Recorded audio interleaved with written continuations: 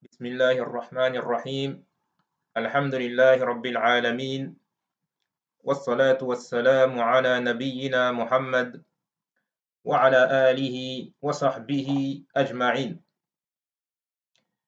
أما بعد. Donc, ceci est un éclaircissement de certains points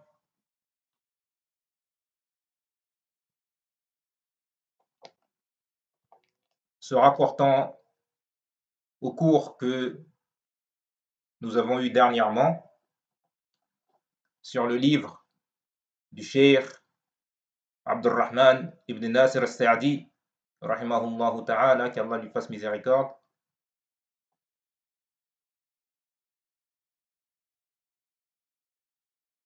Son livre intitulé Fath al-Rahim al-Malik al-Allam.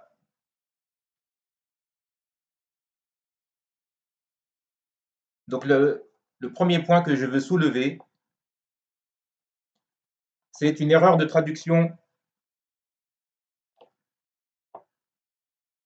que j'ai pu remarquer dans la version traduite en français de ce livre, la version qui a été éditée par les éditions Ibn Badis, sous le titre « La croyance, le monothéisme, les mœurs et des règles puisées du Coran ». Et en ayant mon écrit sous les yeux, je me suis rendu compte qu'il y a eu une faute de frappe dans mon écrit. Lorsque je cite au début, donc en reprenant le début du deuxième paragraphe, je dis « Lors de la préparation de mon dernier cours sur le livre de Cheikh Abdurrahman al-Sa'di, j'ai écrit qu'Allah le préserve. Mais le Cheikh est décédé depuis bien longtemps, donc qu'Allah lui fasse miséricorde. » Et la formule exacte, ce que je corrigerai prochainement, Inch'Allah ta'ala.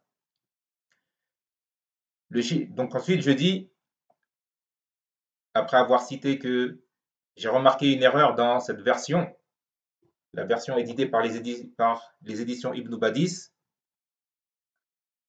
je dis, je comptais attirer l'attention sur cette faute de traduction durant le cours, mais pris dans mon explication, j'ai omis de la mentionner. C'est pourquoi je vais la citer à présent, Inch'Allah, en espérant que ce soit profitable à tous, et notamment aux responsables de cette maison d'édition, afin qu'ils puissent faire le nécessaire pour la rectifier bi'idhnillah.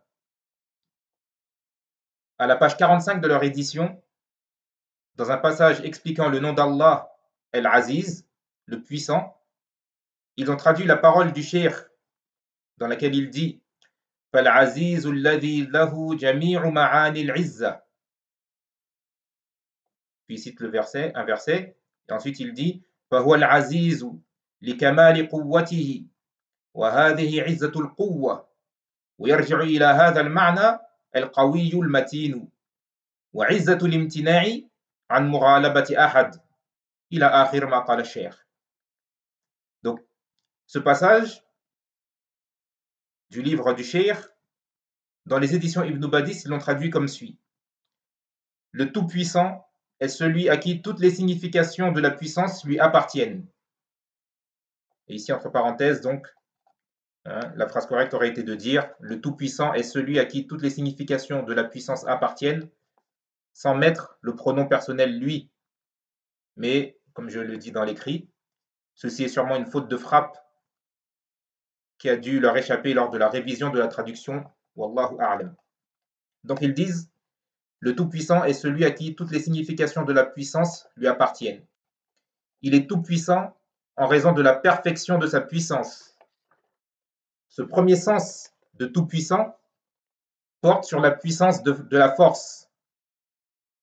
Les attributs, le fort, l'inébranlable, et là donc j'ai annoté en note de bas de page, lorsqu'ils disent les attributs, le fort et l'inébranlable, je dis ce sont en réalité des noms et pas des attributs. Ce sont des noms et pas des attributs. Et par rapport à la traduction du nom d'Allah El-Matin par l'inébranlable, je dis que oui, le nom d'Allah El-Matin est généralement traduit par l'inébranlable. Mais je ne trouve pas que cette traduction soit la plus adaptée, car ce nom indique, le nom El-Matin, indique une force colossale avec de la solidité. Il me paraît donc plus approprié de le traduire par le robuste, Wallahu a'lam.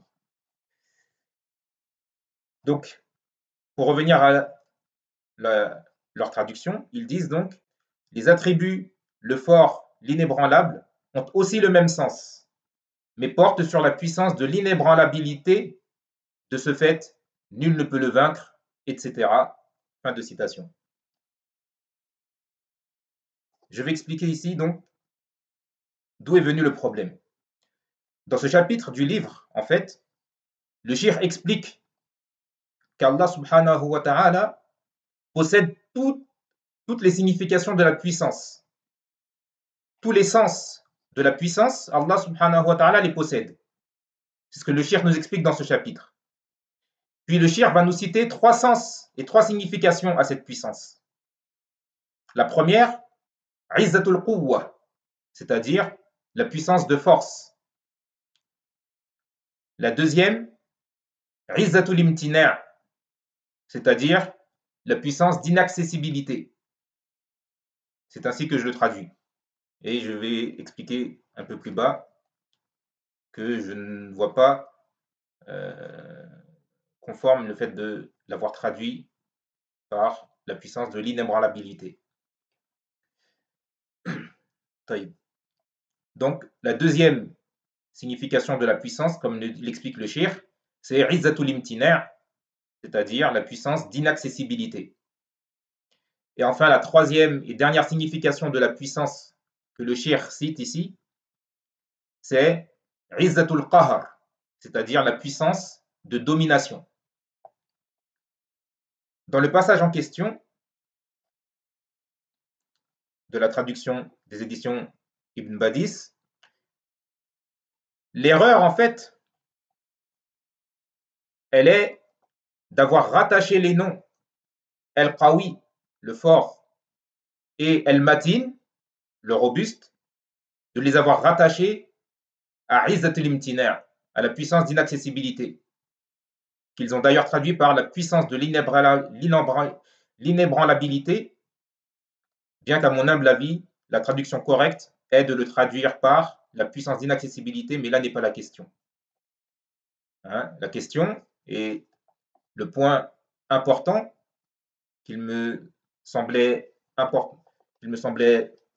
obligatoire de soulever, c'est donc d'avoir rattaché les deux noms d'Allah subhanahu wa ta'ala, Al-Qawi et Al-Matin, à cette puissance d'inaccessibilité, la deuxième.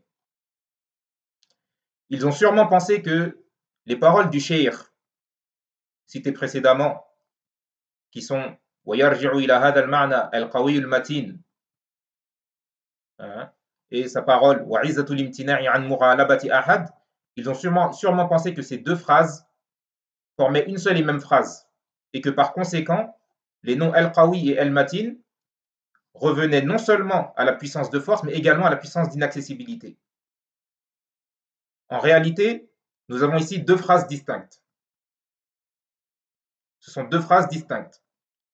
La première, c'est la parole du cheikh lorsqu'il dit وَيَرْجِعُ إِلَى هَذَا الْمَعْنَى الْقَوِيُّ الْمَتِينُ, c'est-à-dire les noms, le fort et le robuste, reviennent à ce sens de la puissance, c'est-à-dire la puissance de force qu'il a citée juste avant.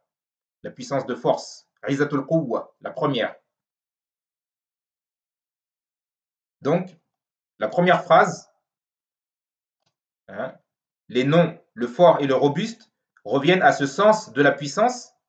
Le cheikh vise ici donc que ces deux noms reviennent à la puissance de force qu'il a citée juste avant. Ça, c'est la première phrase. Ensuite, la deuxième phrase, c'est lorsque le cheikh dit وَعِزَّةُ الْإِمْتِنَاعِ عَنْ مُغَالَبَةِ أَحَدٍ, c'est-à-dire la puissance d'inaccessibilité qui signifie que nul ne peut le vaincre. Sous-entendu, ce que le cheikh veut dire ici, c'est que le deuxième sens de la puissance d'Allah est la puissance d'inaccessibilité qui signifie que nul ne peut le vaincre. Donc, cette deuxième phrase, en réalité, c'est une nouvelle phrase dans laquelle le shir nous cite la deuxième signification de la puissance d'Allah, le deuxième sens de la puissance d'Allah, qui est la puissance d'inaccessibilité. Et il va expliquer que cette puissance, que ce sens de la puissance, pardon, il va nous expliquer que le sens de cette puissance, c'est que nul ne peut vaincre Allah, ni lui porter atteinte, ni parvenir à lui faire du bien ou du mal, et qu'elle signifie également qu'Allah est exempt de tout ce qui ne convient pas à sa grandeur et à sa majesté, comme défaut et imperfection. Puis après cela, en dernier lieu, le shir donc va évoquer le troisième sens, la troisième signification de la puissance d'Allah, qui est la puissance de domination, Izzatul Qahar. Et le shir donc va expliquer que cette dernière signification, ce dernier sens, qui est donc la puissance de domination, ce dernier sens de la puissance, il signifie qu'Allah est le maître incontesté de l'univers, qu'il en gère toutes choses dans les moindres détails et que toutes les créatures sont soumises à son décret, bon gré, mal gré.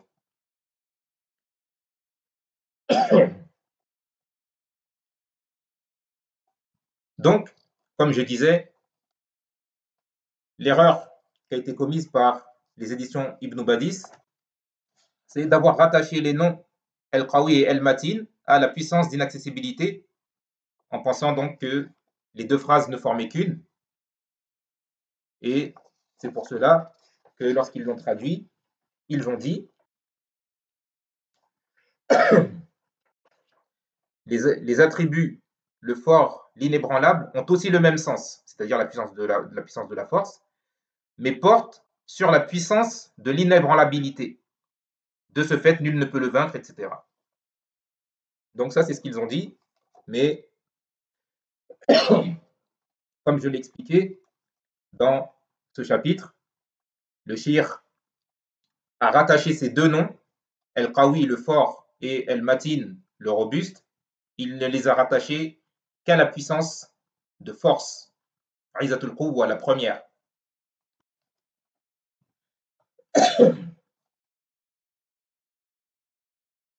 Pour finir, après avoir bien réfléchi et effectué de nombreuses recherches, la traduction que je propose pour ce passage du livre serait la suivante.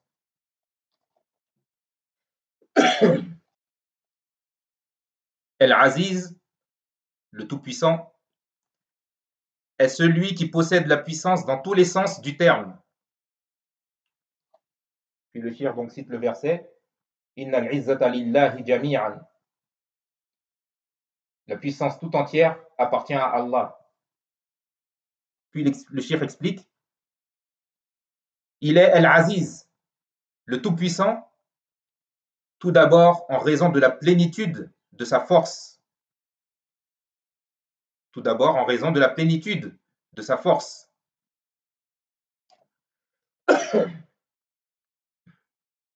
Ceci est la puissance de force. Et c'est à ce sens de la puissance que reviennent les noms El-Qawi, le fort, et El-Matin, le robuste. Point. Le deuxième sens de la puissance d'Allah est la puissance d'inaccessibilité, qui signifie que nul ne peut le vaincre, ni lui porter atteinte, ni parvenir à lui faire du bien ou du mal. Elle signifie également qu'Allah est exempt et au-dessus de tout ce qui ne convient pas à sa grandeur et à sa majesté, comme défaut ou imperfection, ainsi que de tout ce qui est contraire à sa perfection. C'est à ce dernier sens que revient le nom El-Mutakabbir, l'orgueilleux, bien qu'il indique aussi la totalité et le summum de la grandeur, en plus du sens précité, qui est le fait qu'il soit au-dessus et exempt de tout ce qui ne convient pas à sa grandeur, sa gloire et sa majesté.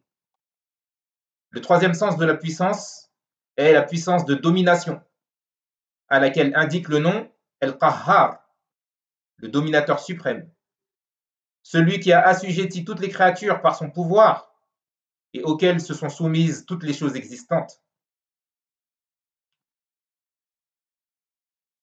Puis, donc, le cheikh continue, et c'est ici que je me suis arrêté dans la traduction de ce passage. J'ai voulu traduire également donc hein, le troisième sens de la puissance et l'explication que le cheikh en a donnée, hein, le début de son explication, afin que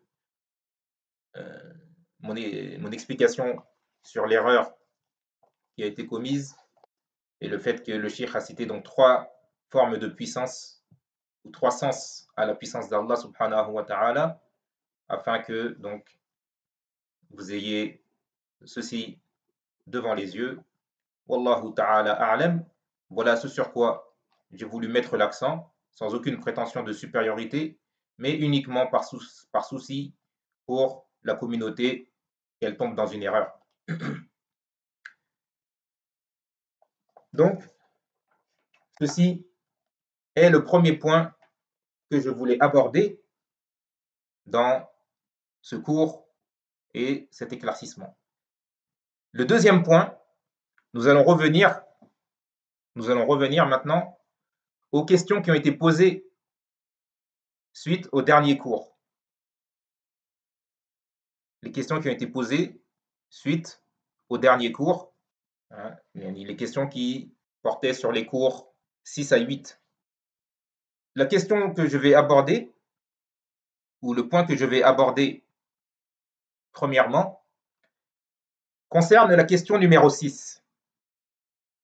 Concerne la question numéro 6, qui était la suivante. Le cheikh Abdurrahman al-Sa'di explique que le nom d'Allah, El-Jabbar, inclut plusieurs choses, parmi lesquelles, puis j'ai cité donc trois choix, qu'Allah est dur envers les criminels, qu'Allah apaise les cœurs brisés, qu'Allah est inébranlable. Donc, une de ces trois réponses était la réponse exacte à cette question. Donc, beaucoup se sont trompés en cochant la troisième réponse, qui est qu'Allah est inébranlable. Donc, ils ont pensé que ce que le cheikh Abdurrahman al-Sa'di nous dit, c'est que le nom d'Allah subhanahu wa ta'ala El-Jabbar inclut qu'Allah est inébranlable. Et ce qui a excusez-moi. Ce qui a dû les induire en erreur, c'est la parole du cheikh lorsqu'il dit وَالْعِزَّةُ بِمَعْنَى الْقَهْرِ هي أحد معاني الجبار. هي أحد معاني الجبار. C'est-à-dire que le cheikh il dit, et la puissance dans le sens de domination est un des sens de El-Jabbar. Est un des sens d'El-Jabbar. Donc, ils ont pensé que la puissance de domination était ou correspondait à l'inébranlabilité d'Allah subhanahu wa ta'ala. Et que donc, ça faisait partie, que c'était un des sens auquel revenait le nom d'Allah El-Jabbar. El-Jabbar, si vous vous souvenez, lors du cours, j'avais précisé que je ne préfère pas le traduire, mais plutôt le définir, en donner une explication, car je n'ai pas trouvé de mot en français pouvant inclure tous les sens que ce nom en a inclus en arabe. Et j'avais dit donc que El-Jabbar, si on pouvait le définir et l'expliquer, signifie celui qui impose et apaise. Celui qui impose d'un côté et qui apaise d'un autre côté, dans un autre sens du nom El-Jabbar. Donc El-Jabbar signifie celui qui impose et celui qui apaise.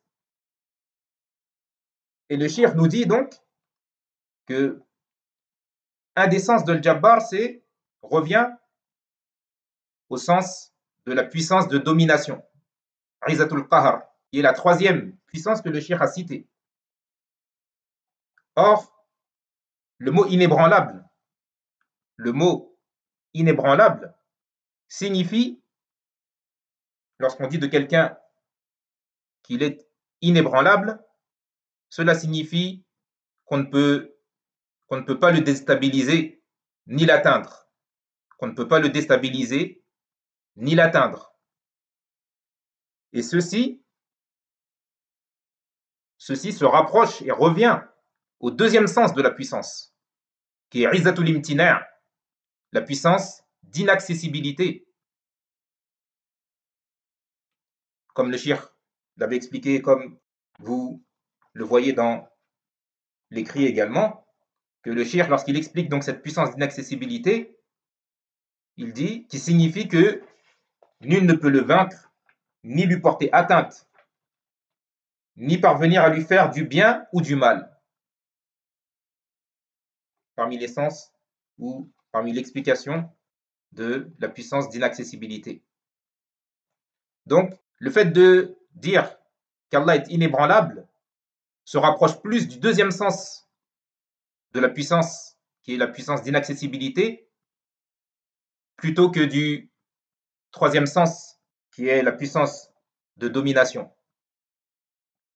Et le shir, comme je vous l'ai cité au début, le shir, Abdurrahman al-Sa'di, rahimahullah, qu'Allah lui fasse miséricorde, il dit que El-Jabbar, il revient, parmi ses sens, un de ses sens revient à la puissance de domination et non pas à la puissance d'inaccessibilité. Et donc de là, vous comprenez pourquoi la bonne réponse était la deuxième réponse, qui est qu'Allah apaise les cœurs brisés, comme le shir le dit dans la suite de son explication, lorsque le shir nous dit وَمِنْ مَعَانِ الْجَبَّارِ مَعْنًا يَرْجِعُ إِلَى لُطْفِ الرَّحْمَةِ وَالرَّأْفَةِ وَهُوَ الَّذِي يَجْبُرُ الْكَثِيرَ. يَجْبُرُ الْكَثِيرَ. Ce que j'avais traduit. Aussi, parmi les sens du nom El-Jabbar, il y a un sens qui revient à la douceur de la miséricorde d'Allah et à sa clémence. Et ce sens, c'est qu'Allah subhanahu wa ta'ala apaise les cœurs brisés. Qu'Allah apaise les cœurs brisés. Donc, la bonne réponse était la deuxième, non pas la troisième. J'ai encore 3 autres points à aborder. Cependant, aujourd'hui, nous allons nous contenter d'un troisième point et laisser les deux autres pour le cours de mercredi, Inch'Allah ta'ala. Donc, le troisième point que je voulais aborder dans cette explication, c'est concernant donc la réponse à la question numéro 4. La question numéro 4 qui était la suivante. La foi au destin inclut de croire à 4 choses. La foi au destin inclut de croire à 4 choses. Qu'Allah a su tout ce qui allait arriver, qu'il l'a écrit, qu'il l'a voulu, et donc là, j'ai laissé le choix, donc j'ai donné 3 possibilités. La première, qu'il l'a créé, c'est-à-dire il a su tout ce qui allait arriver, il l'a écrit, il l'a voulu et il l'a créé. Ou alors, la deuxième possibilité était qu'il récompense celui qui l'accepte. C'est-à-dire que la foi au destin inclut de croire à 4 choses, qu'Allah a su tout ce qui allait arriver, qu'il l'a écrit, qu'il l'a voulu et qu'il récompense celui qui l'accepte.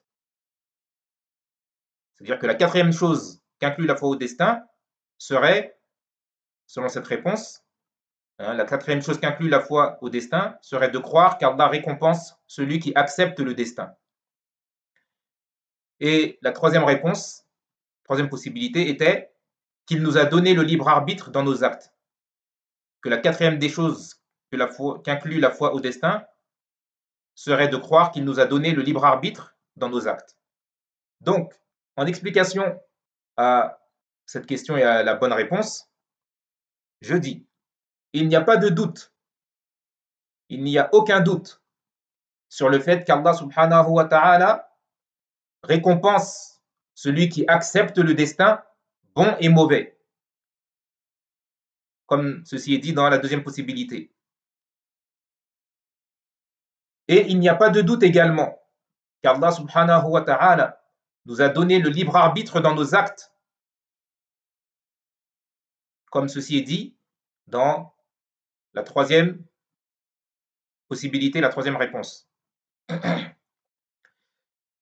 Mais ces deux choses, le fait qu'Allah récompense celui qui l'accepte, celui qui accepte le destin, et le fait qu'Allah nous a donné le libre arbitre dans nos actes, ces deux choses, bien qu'elles soient vraies en soi, n'étaient pas la bonne réponse à la question. Car les quatre choses qu'inclut la foi au destin ont été définies par les savants selon les textes conformément à ce qui est venu dans les textes du Coran et de la Sunna authentique. Et ils ont établi et déterminé, par rapport donc au texte du Coran et de la Sunna authentique, que la foi au destin inclut de croire donc à 4 choses. La première, donc, ce qu'on appelle al-ilm, c'est-à-dire qu'Allah subhanahu wa ta'ala a su tout ce qui allait arriver. La science d'Allah subhanahu wa ta'ala de tout ce qui allait arriver. Ça, c'est la première des choses qu'inclut la foi au destin. De croire à la science d'Allah subhanahu wa ta'ala, qu'il a su tout ce qui allait arriver. La deuxième des choses qu'inclut la foi au destin, c'est qu'il a écrit tout ce qui allait arriver. L'écriture d'Allah subhanahu wa ta'ala de tout ce qui allait arriver. C'est le deuxième point, la deuxième chose qu'inclut la foi au destin. De croire qu'Allah subhanahu wa ta'ala a écrit tout ce qui allait arriver. La troisième chose qu'inclut la foi au destin, c'est l'irada, qu'Allah subhanahu wa ta'ala a voulu tout ce qui allait arriver. Car rien ne peut se passer dans les cieux et sur la terre à l'encontre de la volonté d'Allah subhanahu wa ta'ala. Donc tout ce qui arrive dans les cieux et sur terre, Allah subhanahu wa ta'ala l'a voulu. Donc Allah subhanahu wa ta'ala a su premièrement tout ce qui allait arriver, deuxièmement il l'a écrit, troisièmement il l'a voulu, et quatrièmement, qui est la bonne réponse, il l'a créé. Il a créé tout ce qui allait arriver. C'est-à-dire qu'il l'a fait exister. Il a fait que ces choses arrivent. Tout ce qu'il a su, puis qu'il a écrit et qu'il a voulu, il l'a fait arriver. Il l'a créé. Et dans le cours prochain, Inch'Allah ta'ala, je viendrai détailler cela, le fait donc qu'Allah subhanahu wa ta'ala a créé tout ce qui allait arriver. Donc la bonne réponse à cette question, la question numéro 4, était la première. Donc je vais détailler le fait qu'Allah subhanahu wa ta'ala a créé tout ce qui allait arriver et expliqué par là en même temps la réponse à, dans une autre question que j'avais posée la dernière fois, en quoi donc il y a des erreurs qui ont été commises, car certains ont pensé qu'Allah subhanahu wa ta'ala avait juste créé les créatures et que c'était les créatures elles-mêmes qui créaient leurs propres actes, et d'autres ont cru et ont répondu que Allah subhanahu wa ta'ala avait créé les créatures et le bien qu'elles font, mais que c'était les créatures qui créaient le mal, alors que la bonne réponse était la première, qui est qu'Allah subhanahu wa ta'ala a créé les créatures et a créé leurs actes, tous leurs actes, bons et mauvais. Et donc, j'expliquerai tout cela, incha'Allah ta'ala, dans le prochain cours.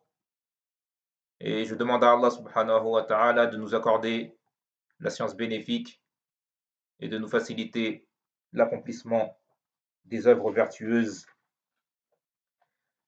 tout comme je lui demande de nous pardonner nos erreurs ainsi que nos péchés et de nous guider à la rectitude dans nos paroles comme dans nos actes. Aussi, je l'implore de nous aider à nous améliorer et à nous rapprocher de lui par son évocation, son remerciement et son adoration en lui vouant un culte exclusif, sincère et conforme à la sunna de son messager, notre prophète Mohammed sallallahu alayhi wa sallam. Et c'est ainsi que se termine le cours d'aujourd'hui. Walhamdulillahi rabbil alamin.